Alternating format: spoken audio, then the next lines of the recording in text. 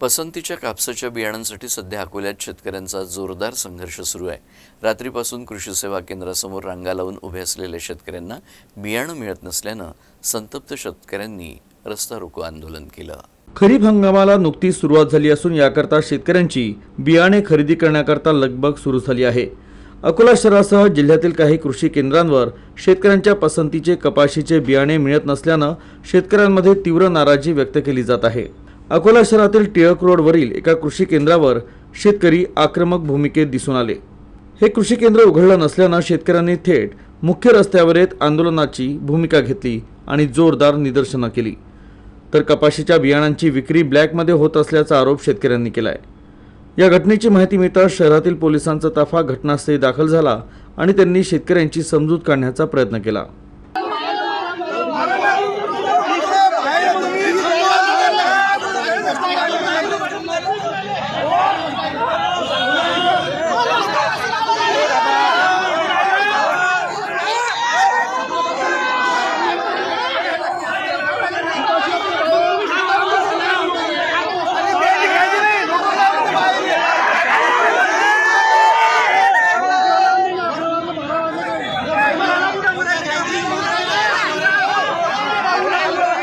अजित 155 या बाबतीत मोठा काळा बाजार होत आहे।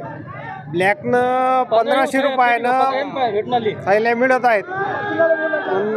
कास्तकाराला इथं वेटीच धरला जातो आणि बंद आहे म्हणतात। हे माल संपला, माल नाही, आणि तिकडे ब्लॅकनं मिळू शकते। मग हे काय चालू आहे?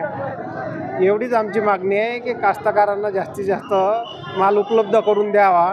मात्र शेतकऱ्यांनी आक्रमक भूमिका घेत आपली निदर्शनं सुरूच ठेवली। तर याबाबत जिल्हा कृषी अधीक्षकांनाही माहिती मिळाली। त्यांनी इथे भेट दिली, मात्र संतप्त शेतकऱ्यांनी त्यांना घेराव घातला आणि आपली व्यथा मांडली। जोपर्यंत कपाशीचे बियाणं मिळत नाही तोपर्यंत आंदोलन सुरूच राहील अशी भूमिका शेतकऱ्यांनी घेतली होती। तर यावेळी शेतकरी आणि पोलिसांमध्ये सौम्य शाब्दिक बाचाबाची देखील झाली। तर परिस्थिती चिघू नये म्हणून मोठा पोलीस बंदोबस्त तैनात करण्यात आला आहे। अजित 55चं बियाणं सध्या शेतकऱ्यांना उपलब्ध नाही आहे। आज 15 दिवस झाले शेतकरी सकाळी 6:30 वाजता शिदोऱ्या बांधून अकोल्याला येऊन राहिला। दुकानदार भिकाऱ्यासारखी 1 थैली 2 थैल्याचं वाटप करून राहिला। आता साहेब इथं आलेले कृषी अधिकारी, त्यांच्या म्हणण्यानुसार 1,57,000 पाकिटांचं अलॉटमेंट अकोल्यासाठी झालेलं आहे आणि वाटप झालेलं आहे।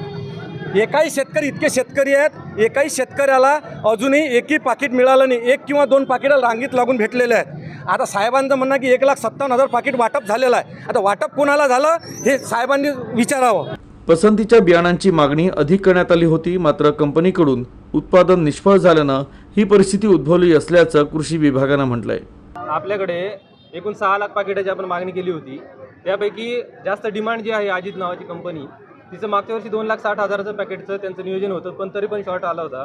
त्यावेळेस कंपनीनं 1,52,000 पाकिटं सप्लाय केलेले आहेत।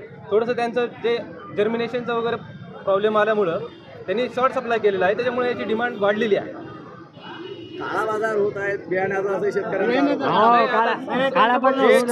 जे ज्या ठिकाणी माल उपलब्ध आहे अशा ठिकाणी आम्ही सर्व आमचे कृषी अधिकारी राहून आम्ही उपस्थित राहून आम्ही समोर विक्री करतोय। गोडाऊन वगैरे आमचे सर्व चेक करतोय। जेवढा माल येतोय तो आमच्या उपस्थितीमध्येच विकला जातो।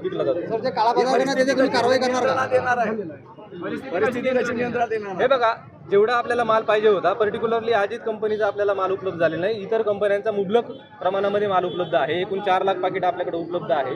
शेतकऱ्यांना विनंती आहे की इतर माल सुद्धा आपण चांगल्याच कंपनीचा असल्यामुळे तो माल प्रेफर करायला हरकत नसेल। सध्या पसंतीच्या बियाणांसाठी अकोल्यात बिकट परिस्थिती निर्माण झाली आहे। संबंधित विभागानं याकडे लक्ष देऊन परिस्थिती बदलवण्यासाठी प्रयत्न करावे हीच अपेक्षा। Sanjay Chakranarayan, USN news, Akola.